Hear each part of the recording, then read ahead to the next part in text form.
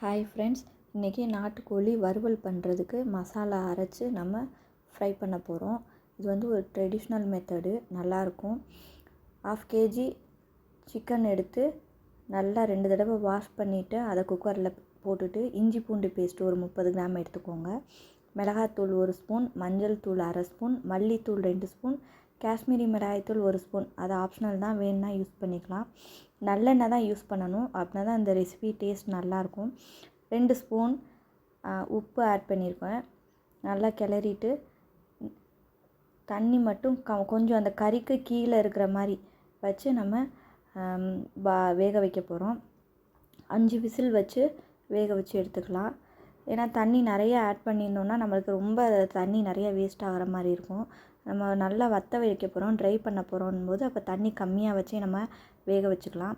நாட்டுக்கோழின் எப்பயுமே பாயில் பண்ண ஒரு 4 to 5 விசில் நம்ம வைக்கணும். அப்படின்னா தான் நல்லா ஓரளவுக்கு நம்மளுக்கு நல்லா வெந்து வரும்.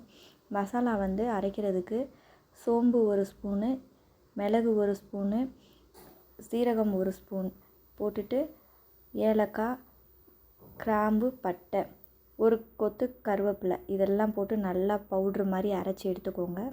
மறுபடியும் நல்லெண்ணெய் ஆட் பண்ணிவிட்டு பெரிய வெங்காயத்தை குட்டி குட்டியாக நறுக்கி அதையும் நல்லா வதக்கிட்டு ஒரே ஒரு வத்தல் போட்டு வதக்குங்க. வேக வச்ச கறியை மட்டும் ஃபஸ்ட்டு நம்ம அந்த வதக்கின வெங்காயத்தோடு போட்டு நல்லா கிண்டிடணும். நம்ம கிளற அந்த எண்ணெய் எல்லாம் சேர்ந்து அந்த வெங்காயமும் சேர்ந்து நல்லா பைண்ட் ஆகும். அதுக்கப்புறம் நம்ம அந்த வேக வச்ச அந்த தண்ணி இருக்கும்ல, கறி சூப்பு, அதை கொஞ்சம் ஆட் பண்ணிவிட்டு ஒரு 5 நிமிஷம் மூடி போட்டு வேக வச்சுட்டு அந்த தண்ணி ஓரளவுக்கு நம்மளுக்கு நல்லா வற்றணும். எந்த அளவுக்கு நம்மளுக்கு அந்த சூப் வந்து வற்றி வருதோ அந்த அளவுக்கு அந்த கறியில் வந்து அந்த சூப்பு டேஸ்ட் வந்து ஏறி இருக்கும், நல்லாயிருக்கும் டேஸ்ட்டு.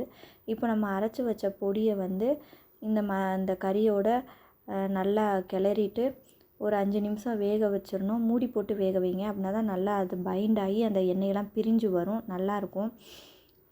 அந்த தண்ணி ஃபுல்லாக வற்ற வச்சிட்டிங்கன்னா அதோட டேஸ்ட்டே ரொம்ப சூப்பராக இருக்கும். இதை நீங்கள் வந்து பிரியாணிக்கோ இல்லை ஒரு சாம்பாரோ ஒரு ரசத்துக்கோ தோசைக்கோ வச்சு சாப்பிட்டோம்னா அவ்வளோ சூப்பராக இருக்கும். செஞ்சு பாருங்கள், லைக் பண்ணுங்கள்.